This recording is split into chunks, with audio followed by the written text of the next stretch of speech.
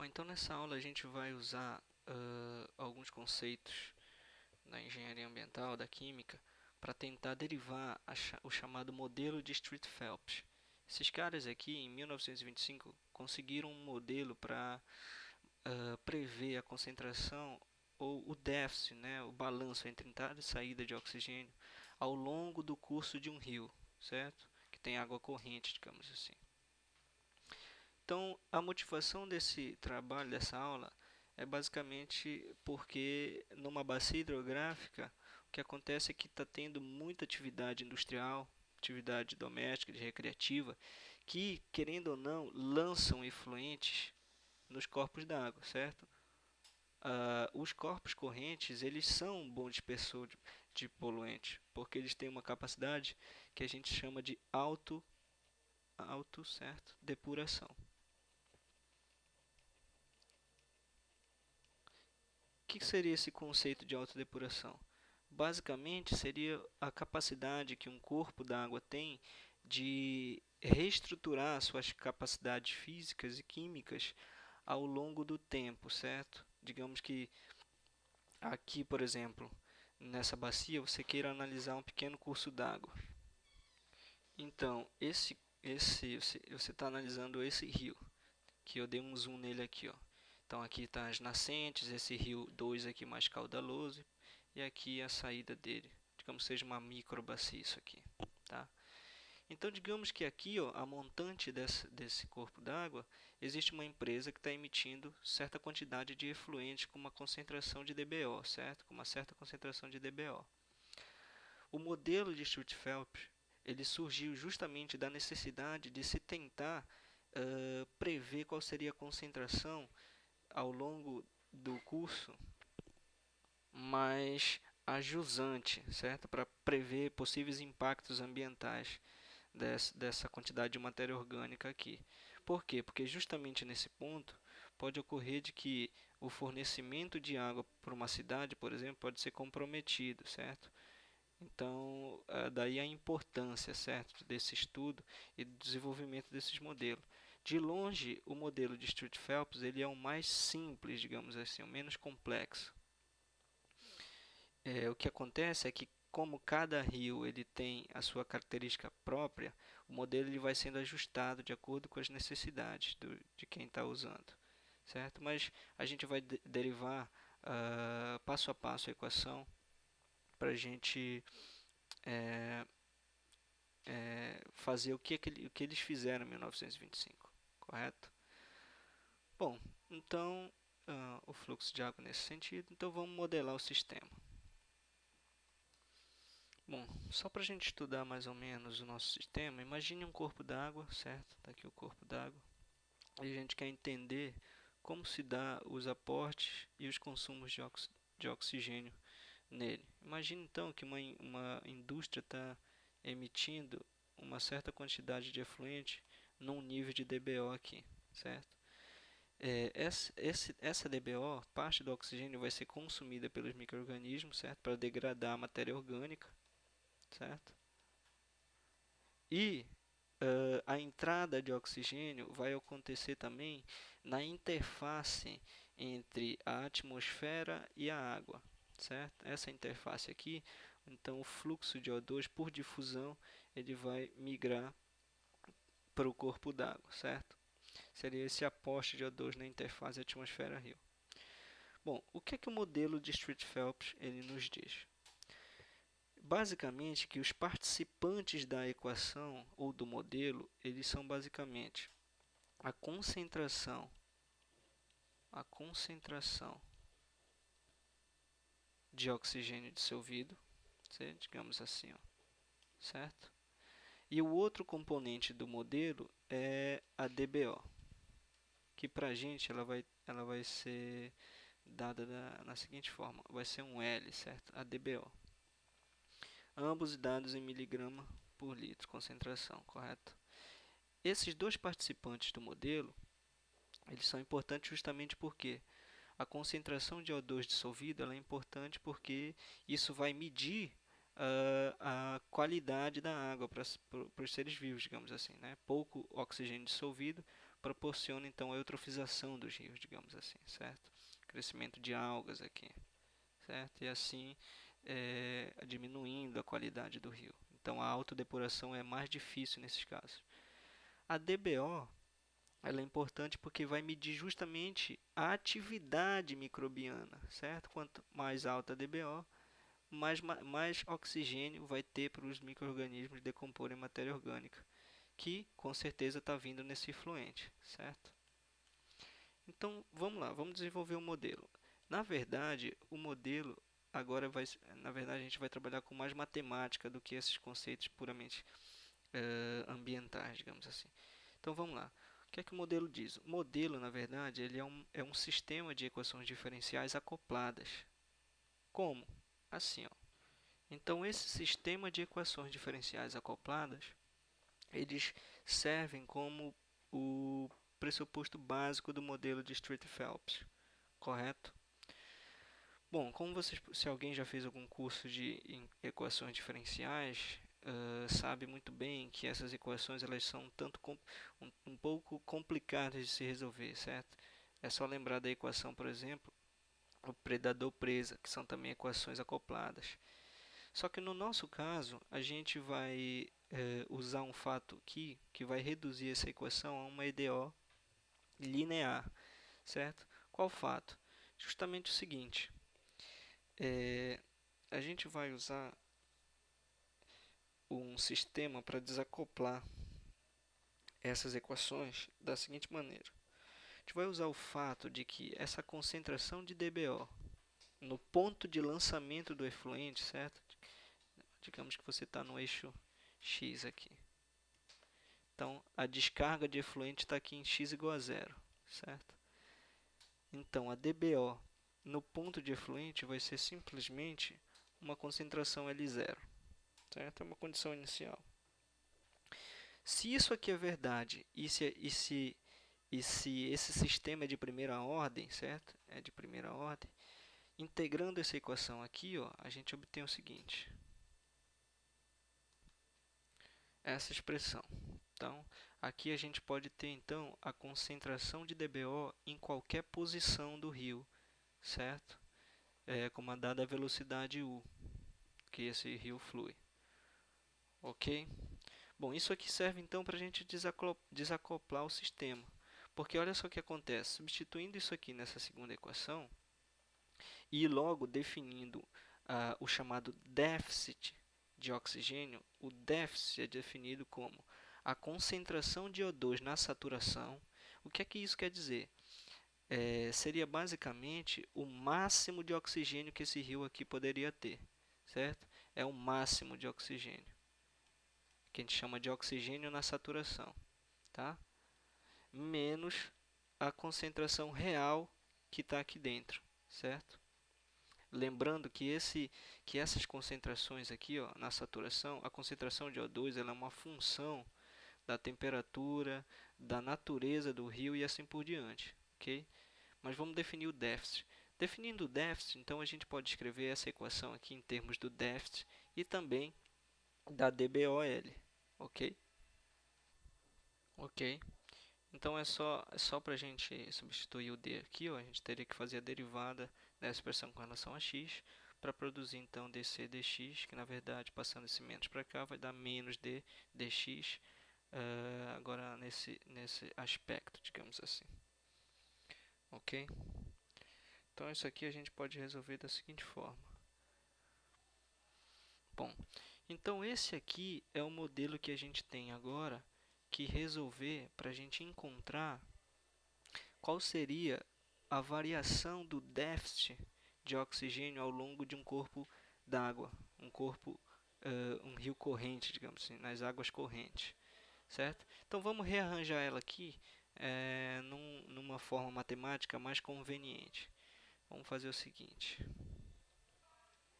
Então essa aqui é a forma que a gente vai trabalhar. Já vou mostrar por quê.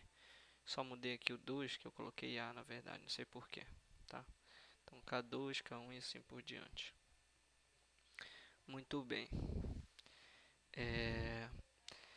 Se vocês lembrarem lá, a gente pode colocar isso aqui nessa forma. D', mais AD é igual a digamos, um Q que depende só de x, tá? Essa parte aqui só depende de x. E na verdade, aqui eu vou colocar de outra forma. Chamar isso aqui de B. B e isso aqui, ó, eu vou chamar de C. Ok? O que é isso aqui? É uma equação diferencial linear ordinária não homogênea, correto? Lembra lá, ó, seria mais ou menos aqui y' mais AY igual a um Q de x, digamos assim, certo? Uma EDO linear não homogênea. Bom, então se a gente resolver essa EDO aqui, usando os métodos do cálculo de EDOs, a gente então consegue o que? O déficit de oxigênio em qualquer tempo t, certo? Mas antes disso, vamos logo definir as condições iniciais aqui do sistema. A condição inicial que a gente vai usar para completar a solução quando a gente resolver essa EDO é a seguinte. A concentração, quando o tempo for zero, a gente vai dizer que é uma concentração de zero, tá? Essa aqui é a condição inicial do problema. Tá, então vamos lá, vamos partir para a resolução. Solucionar essa equação é dizer que a gente pode usar o chamado método dos fatores integrantes, tá? Eu não vou discriminar isso aqui passo a passo, que é um tópico da matemática aplicada mesmo, mas o fator integrante que vai ser um dos passos da solução da CDO, ele é dado pela integral de A dx, certo? Seria esse A aqui, tá? Então, se a gente fizer isso, a gente chega na seguinte definição. Só uma correção, na verdade, o fator integrante é dado por E na integral de A dx, tá? Então, isso aqui vai ser simplesmente E na x. Então, esse é o fator integrante. Então, a gente vai pegar o fator integrante e multiplicar nos dois lados dessa EDO, para ficar da seguinte maneira. Dessa maneira. Muito bem. Agora, olha só, você concorda comigo que isso aqui, ó, d dx de A e na x, quer dizer, na verdade, isso aqui, ó, você tem que A e na x é a mesma coisa do que a derivada com relação a x de A na x, de E A na x, né? Se ele derivar isso aqui, vai chegar nisso. Então, vamos substituir essa expressão aqui, ó. Muito bem. Então, olha só para cá. Se você olhar para esse lado esquerdo da equação, você tem derivada de um termo, constante o outro. Constante um termo, derivada do outro. É a regra do produto, né? Então, você pode reescrever isso assim, ó. Tirar essa notação de Leibniz e colocar assim, ó. Digamos assim, EA na x vezes D. Derivada, certo? Derivada do produto, que é isso aqui. Isso deve ser igual, então, a BE na x, A menos C. Correto? Então, integrando os dois lados, a gente tem o quê? Que A na x vezes D é igual a integral de B e na menos x, A menos C. Mais uma constante, correto? Então, D, que é a solução do problema, é o que? A integral de B e na menos x, A menos C, mais a constante, dividida por E na AX. Muito bem. Agora a gente precisa resolver essa integral, correto? Vamos resolver ela aqui do cantinho. Aqui tem um dx, correto? Muito bem. Resolvendo essa integral aqui, ó, o b sai da integral. E vamos chamar tudo isso aqui de u. Certo? Tudo isso aqui de u. E a derivada de u com relação a x vai dar, você tem o quê? Menos xa menos c, derivada disso com relação a x vai dar menos ac dx, certo? Então, só fazer isso aqui devagar, isso aqui é igual a du, ok? Então, dx vai ser o quê? Tem um menos aqui, a menos c, ok? Du. Só uma correção aqui, pessoal, que na verdade é um mais, tá? Pra gente não se confundir. Então, aqui é um mais, aqui é um mais, aqui é um mais, tá? Então, substituindo aqui, ó, essa integral aqui que a gente está resolvendo aqui vai ser o quê? B dividido por A menos C. Qual é a integral de E na U? É simplesmente E na U, correto? Mas quem é U? É xa menos C, correto? Então, vamos substituir isso aqui. D é, então, a integral que já está resolvida e é B sobre A menos C. Temos que esse A, esse B e esse C eu defini implicitamente aqui, ó. Isso aqui seria o A, isso aqui seria o B, isso aqui seria o C, tá? Só para deixar a coisa mais fácil de resolver. Então, é mais C, isso aqui, ó, tá dividido por isso, né? Então, é a mesma coisa que eu multiplicar por isso na menos AX, correto? Agora, vamos usar a condição inicial, certo? Do problema, essa condição inicial aqui, ó, para poder descobrir o valor dessa constante que saiu da integração. Então, tá. Vamos lá, quando x é zero, né? Quando x é zero, isso aqui vai para zero e isso aqui vai para 1. Isso aqui deve ser igual a d0 pela condição inicial. Portanto, se você fizer a conta aqui, o c vai valer d0 menos b sobre a menos c. Ok? Então, vamos substituir agora o c nessa definição para a gente encontrar o déficit de oxigênio em qualquer tempo agora. Vai ficar então essa expressão, correto? Vou só ajeitar, vamos passar aqui para o lado. Tá. Isso aqui vai ficar o seguinte, vai ficar o seguinte. Muito bem, então a solução dessa integral vai ser esse termo, tá? Então vamos colocar esse termo aqui nessa definição. Beleza? Vou colocar isso aqui. D de t vai ser igual. Correto? Então, só coloquei aqui a integral, a solução, então desenvolvi a fórmula. Correto? Bom, essa matemática eu deixo para vocês confirmarem. Agora a gente vai usar a condição inicial de que D no tempo de lançamento, digamos assim, isso aqui está no ponto de lançamento, é D0, certo? Concentração D0. Então, quando x for 0, isso aqui tem que ser D0. Quando x for 0, isso aqui tem que ser D0. Isso aqui vai dar 1. Isso aqui vai dar 1. Então, daqui a gente tira que... Vou colocar aqui embaixo. O C vai valer D0 menos BC. Vamos agora completar a nossa equação diferencial, a nossa solução da IDO com o valor de C que a gente acabou de descobrir. Então, vamos reescrever isso aqui com esse resultado. Ok? Então, fica essa expressão. Então, vamos reescrever ela da seguinte maneira. Certo? Então, fica distribuindo esse exponencial aqui, fica desse termo. Vamos, então, reescrever isso aqui na forma do modelo de Street-Phelps, propriamente dito, correto?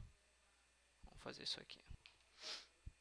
Bom, esse aqui é o modelo de Street-Phelps, então, correto?